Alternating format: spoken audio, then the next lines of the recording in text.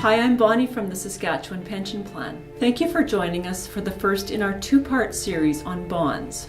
Bonds are an important part of SPP's balanced fund portfolio.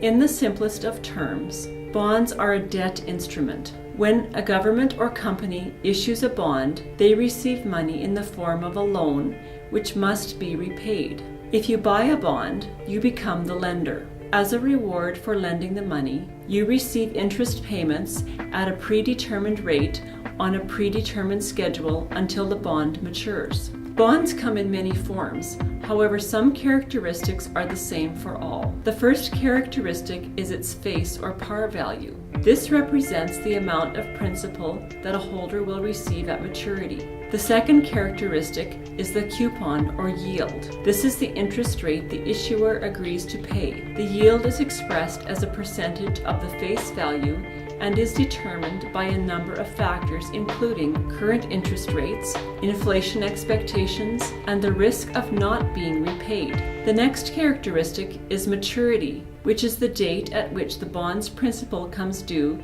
and must be repaid in full to the lender. Maturities can range from 1 to more than 30 years. Another important characteristic is the type and quality of the bond issuer, as the stability of the issuer will help ensure that you get paid. For example, a federal government bond is far more secure than a bond issued by a small corporation. In the case of SPP's portfolio, the bond holdings include federal, provincial, and municipal government bonds, as well as some corporate bonds. Bonds form part of SPP's fixed income portfolio. They are often referred to as fixed income securities because the lender can anticipate the amount of cash they will receive if the bond is held until maturity. Thanks so much for joining us.